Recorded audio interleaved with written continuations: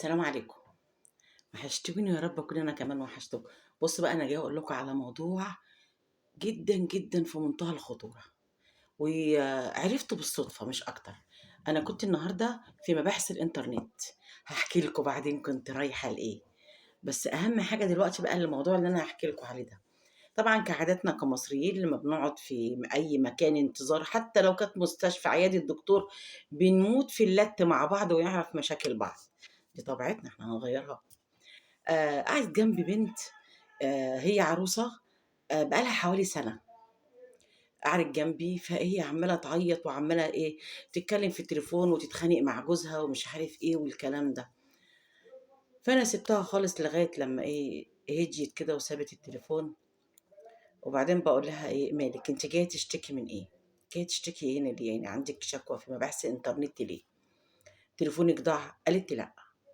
أُمّال إيه؟ قالت لي: "تليفوني كان عليه صور وفيديوهات ليّا أنا وجوزي، بملابس البيت وبالقميص وبمش عارف إيه، يعني هدوم ما ينفعش تخرج بيها من برّه أوضة النوم. آآ التليفون بتاعي اتهكّر، الفيديوهات والصور دي اتبعتت لكل العيلة." قُلت لها: "طَب يا نهار أزرق! يعني التليفون ما اتسرقش؟" قالت لي: "آه." قُلت لها: "طَب ومخلّية الحاجات دي ليه على تليفونِك ليه؟" قالت لي: "ده تليفوني الشخصي." فاهمين أنتم الكلمة دي؟ تليفوني الشخصي اللي أنا ما بامسّكوش لحد، والحاجات دي ما حدّش بيشوفها غير أنا وجوزي. عمري ما كنت أتخيّل إن ممكن حد يخُش على تليفوني، لإن أنا ما باسيبش تليفوني في أي حتّة، لكن عشان يخُش حد يهكّر التليفون ويعمل الحوارات السودا دي كلّها، أنا مش عارفة أقول لِك. قعدت تعيّط. فأنا قُلت يعني لدرجة إن أنت لو مصوّر صور شخصية على تليفونك ومُعتقد وكُلّك ثقة إن تليفونك ما حدّش هيشوف حاجة عليه، لإن أنت مأمِّنه وما بتسيبوش من إيدك، لازقه في إيدك كده، ما بتسيبهوش، ومع ذلك حد اخترق التليفون. يا جماعة، ما فيش داعي للصور الشخصية والحاجات اللي إحنا بنحطها على التليفونات دي، ما لهاش أيها لازمة. طبعًا هي العروسة لسه فرحانة بنفسها، طب ما تفرحي بنفسِك قدّام عريسِك والبسي له اللي ما تلبسيهوش واقلعي اللي ما تقلعيهوش.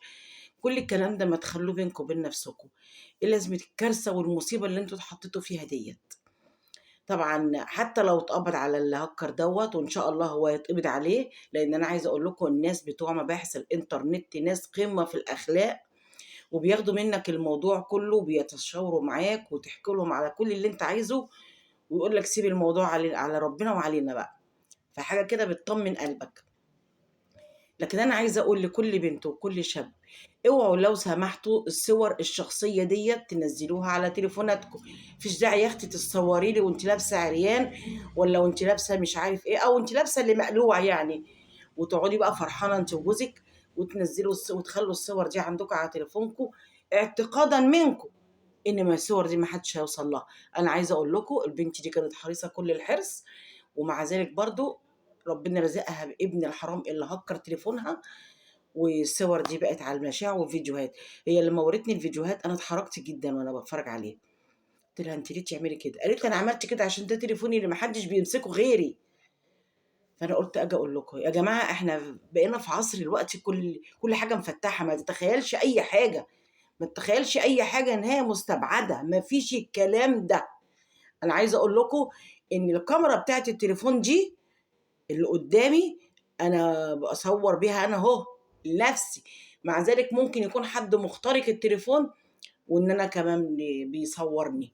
فعشان كده في قبل كده مهندس كان طلع بيقول لِك لمّا تيجي تكوني نايمة أو تغيّري هدومِك وتليفونِك معاكِ، حُطّي ورقة أو أي حاجة على الكاميرا، بحيث إن طبعًا أنتِ بتحطّيه مثلًا حاطّاه كده، يعني الكاميرا التحتانية على الكرسي مثلًا، والكاميرا الفوقانية دي حُطّي عليها أي حاجة، بحيث إن أنتِ كده تبقي مأمِّنة نَفْسِك.